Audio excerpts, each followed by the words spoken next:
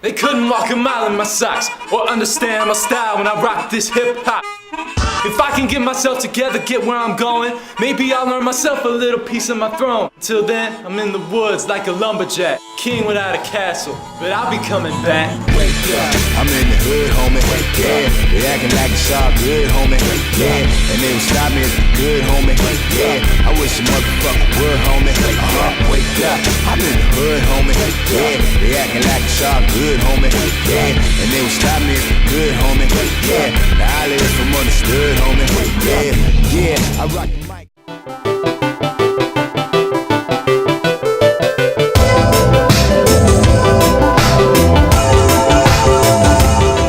In the year prior to producing Tamer of Horses, we had done a lot of outreach activities, and a lot of our outreach partners had dealt with a lot of the themes that we were depicting in the play, ideas surrounding youth violence and education. So when it came time to produce the play, we thought there was no better way for us to discuss and analyze the play than through the eyes of those that had lived lives similar to these characters. They helped us to establish that link between what was going on in the community and the art that we were producing on stage.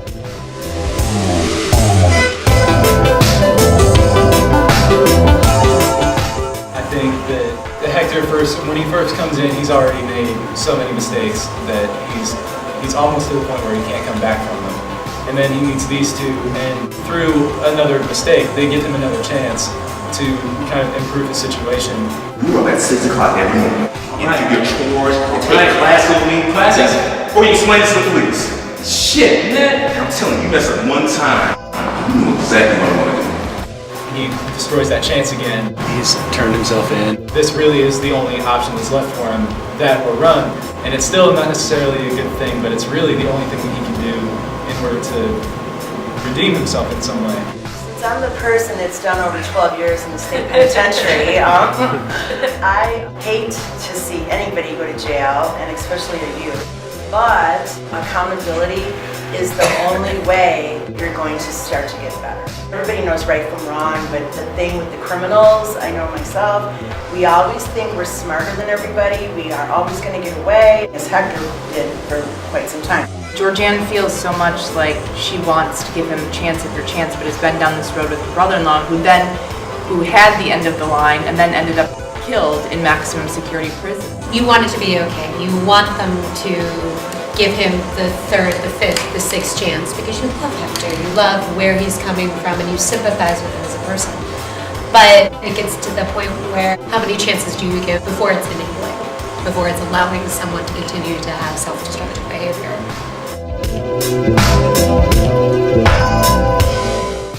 90% of the people who are perpetrating violence, the youth and the young adults, the reality of it is none of them really want to hurt anybody, and none of them really want to die in the streets, you know? And so when a drive-by shooting happens, it's not like they're like, yeah, let me go, and maybe I might miss, and I might shoot him and kill a 5-year-old. You know, nobody's trying to really do that, but they're in such a fantasy point of their life because of trap and ecstasy and pills and drinking. All the other issues that cause violence, right? You'll find that in areas where there's lack of education, where housing isn't what it's supposed to, affordable housing, where mental health is a little bit more rampant because of social services being cut and whatnot, that you find violence. Something that wasn't talked about but was alluded to by Georgianne was the fact that maybe there was some discrimination in the area where they lived.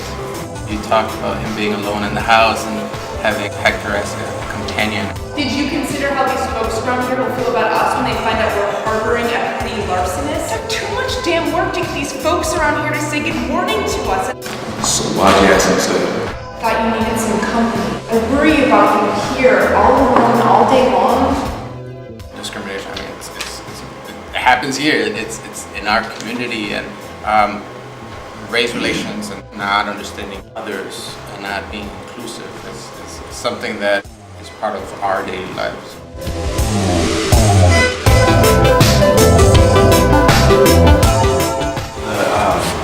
Frustration, which I see a lot, myself through writing some younger ones that I've talked to, when they can't really express maybe what is on their mind with specific words, it manifests itself in anger. Oh, you feel like a rock? and you're lying there, both your legs are broken, how do you get to this conclusion?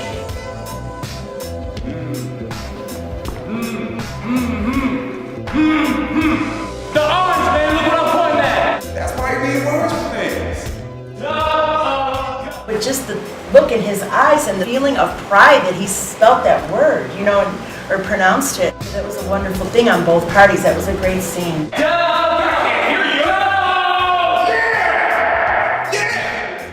He got a story that nobody at the Ivy League school even got. Like, Right. we never did. He's teaching something that's so high level. Hector down in the dust with Achilles spear in his neck. And Achilles look at him and say, if I was an animal man, I'd eat you raw. That shit is wrong. Why? It just is. But why? It's wrong. It's just wrong because it's wrong. Yes!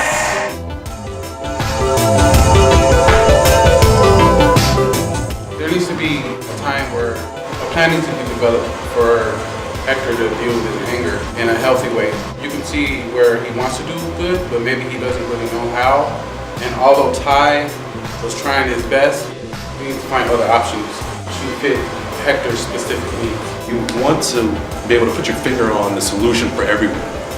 And so in the audience, I'm sitting there and I'm looking at Hector, and I'm fearing the fact that we don't always have the answers to help people. And so I think, broadening the lens and looking at what we can do to assist people, not just on the violence, right? Because violence is usually after the fact, right? That's what violence is. You have to exercise it. Let's try to be on the front end of it and start solving or helping people look at some of the issues that lead them up to that point.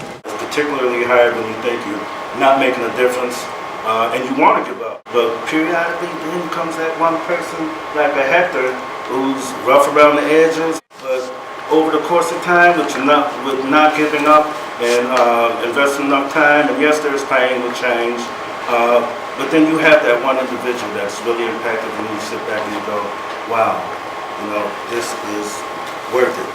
Doing this work, the work is worth it.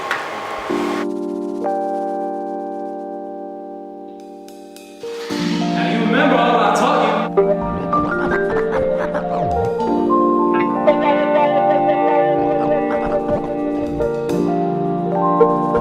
Yeah. If you want it, you got to dig for it. If you want it, you got to dig for it.